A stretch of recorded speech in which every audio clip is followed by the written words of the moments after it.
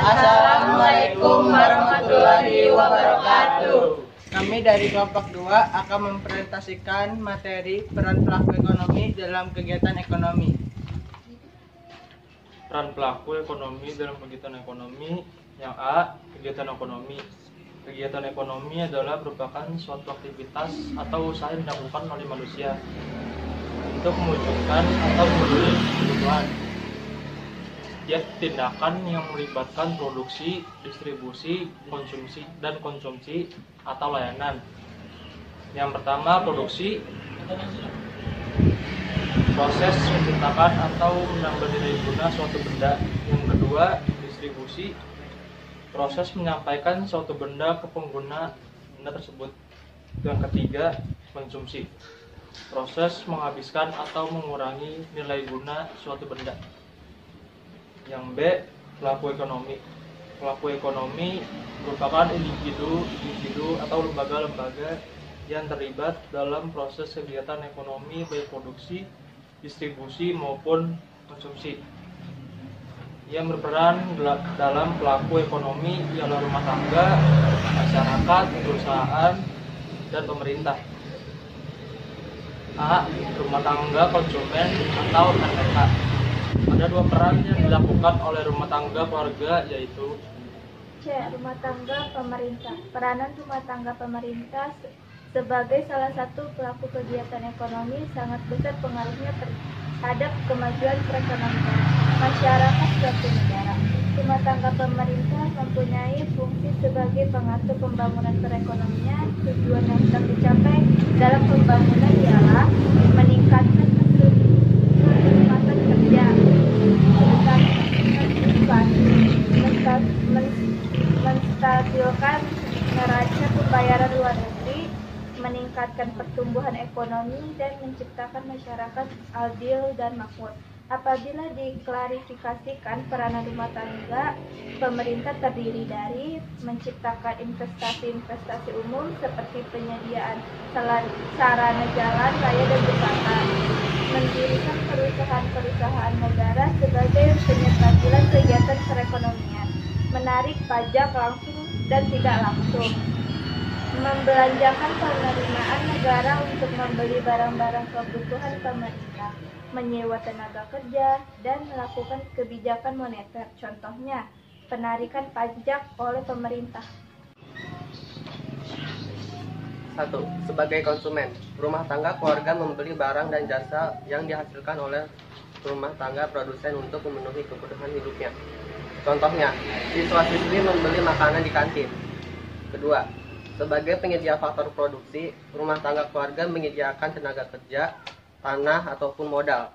Dari faktor-faktor tersebut, rumah tangga keluarga memperoleh penghasilan untuk membeli barang dan jasa sebagai pemuas kebutuhan. B. Rumah tangga produsen merupakan pelaku ekonomi yang melakukan kegiatan menambah nilai guna suatu barang.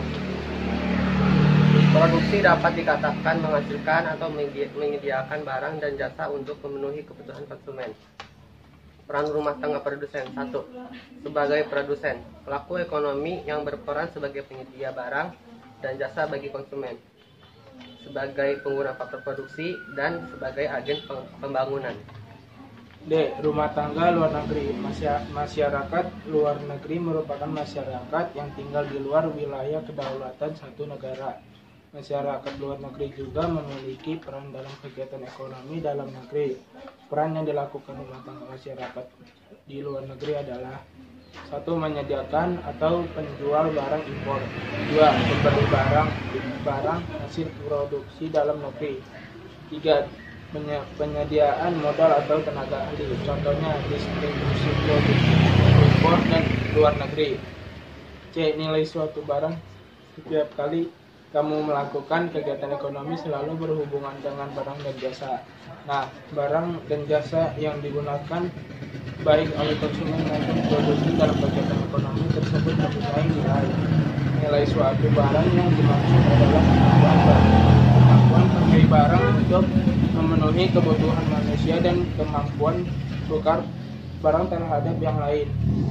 Dari pengertian tersebut, maka nilai suatu barang dapat dibedakan menjadi dua, yaitu berdasarkan nilai pakai dan nilai tukar. A. Nilai pakai. Nilai pakai dapat digolongkan menjadi dua, yaitu sebagai berikut. 1.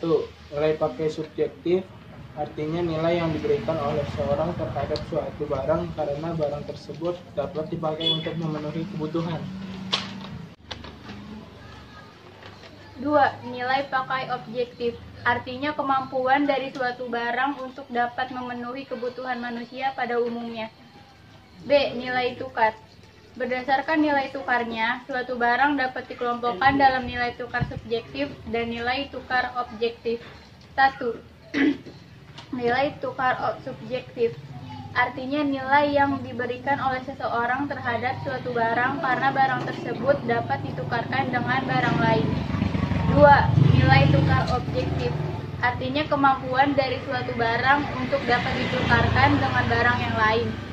Perlu kamu ketahui bahwa dalam teori nilai objektif lebih menitik beratkan pada kaum produsen, sedangkan konsumen lebih cenderung menilai barang dari sisi atau siapa yang menilai.